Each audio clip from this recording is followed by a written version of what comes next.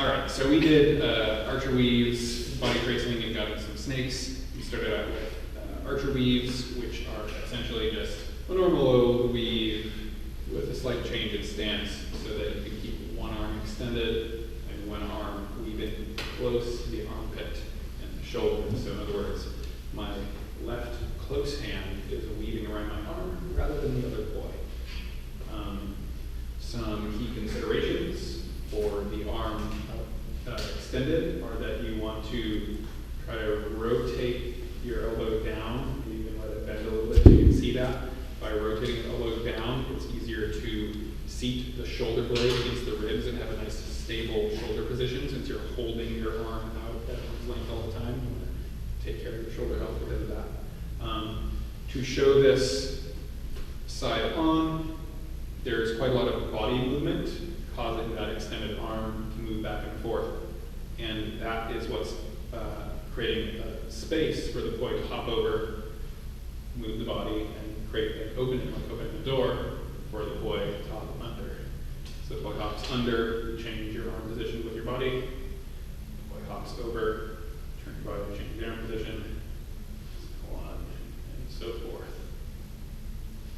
So we practice that forwards.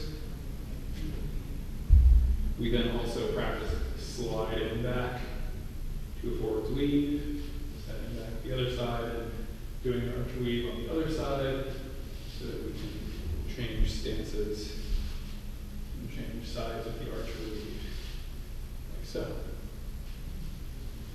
We also practice that in reverse. It's the same basic idea. You're taking a reverse weave, stepping back, to a fencer stance, and weaving around the shoulder and armpit.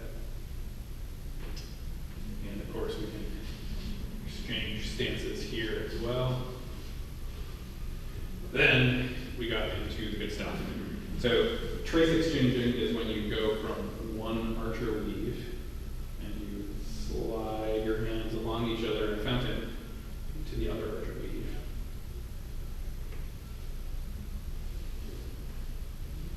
Sliding from forwards to reverse, you slide down. From reverse to forwards, you slide up. And to break that down, the arm movements are going from forwards weave in the armpit, slide down to an X, you do your weave twist there, and slide the other arm up into the armpit in your reverse weave. From a reverse weave, you're over the shoulder. You slide up in front of you, twist your hands around, and you slide down into the shoulder, you're in forwards weave.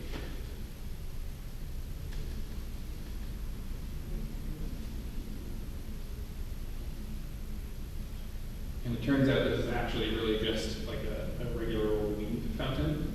So this is another nice way that you can get into it. It's just gradually from your weave fountain start stretching your arms out on each side, sliding one in or more.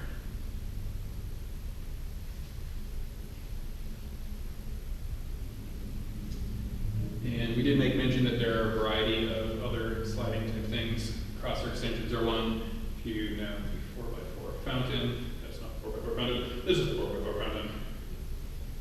This also can become a trace exchange sort of move. Okay, so just from an archer weave again, different ways that you can trace the arms. So this is an anti-spin trace and comes from, this is pretty naturally what happens when you change stance. Another trace, an in-spin trace that we work with, instead of the stance changing, when you're over the shoulder in a forwards weave, you can literally just slide out and back around the armpit. And that all happens on the crossed side behind your shoulder, behind your armpit. So out and around, move back and around, move back, around, move back. You can do that over here in reverse. Now we're going from the armpit around, move back, around, move back. This is like an in-spin arm trace, which sets us up for some other fun stuff. this.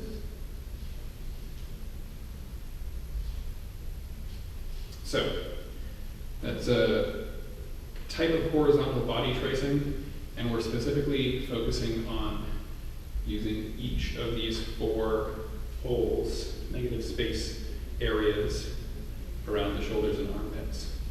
From the forwards direction where the voice is moving down, you're bringing that behind your armpit, turning your body, going under the other armpit, where you can trace around the shoulder. From the shoulder, you can go over the neck, the home shoulder, and extend it in. Armpit, turn, trace, shoulder, shoulder. Shoulder, neck, shoulder. Armpit, chest, armpit, shoulder, neck, shoulder. Armpit, chest, armpit. Like so. We also did that in reverse. So reverse, voice coming up the wall. You're going shoulder, neck, shoulder, trace around, armpit, chest, armpit. And you want to really be careful here. Under the armpit, you should turn your body, your torso that way to minimize shoulder strain. And as you trace across your chest or torso, really turn your body. You're flipping the poi behind you and then turning your body here to unwind and send it out so that protects your shoulder. Like that.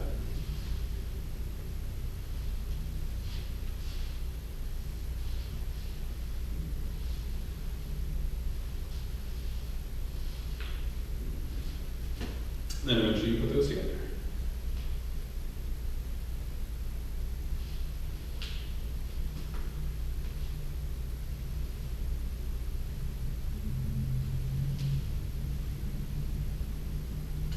And eventually that leads to being able to trace the exchange from position to position.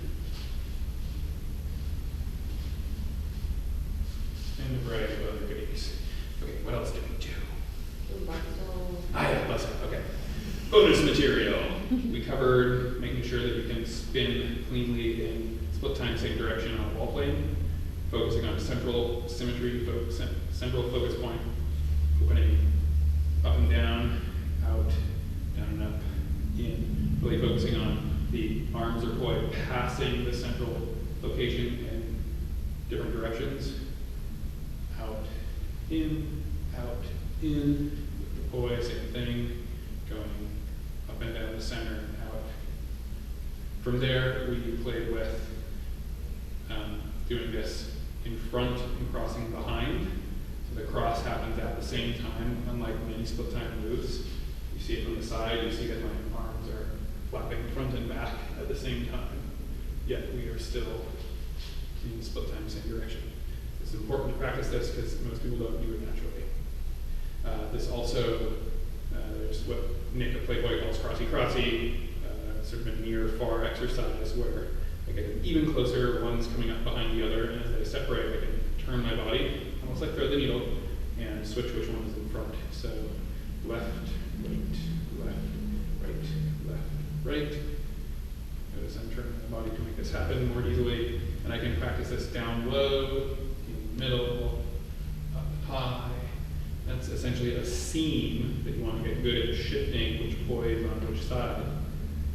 That makes it so that you can move seamlessly across that seam from forwards to reverse spin. And that led us to buzzsaw and how actually you can turn a really smooth buzzsaw. So here you are in a buzzsaw and you're trying to turn, but it's going to start hitting your arm. So what you do is you flip that arm out, you're in half buzzsaw, you keep coming over here, kick your elbow out so that there's room for your poi. And this is a good position for that near far switch. Keep turning, and then you're going to flip into a buzzsaw.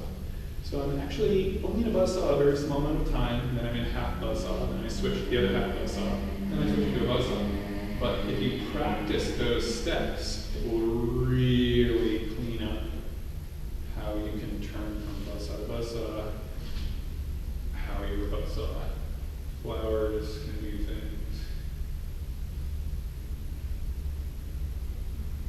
There.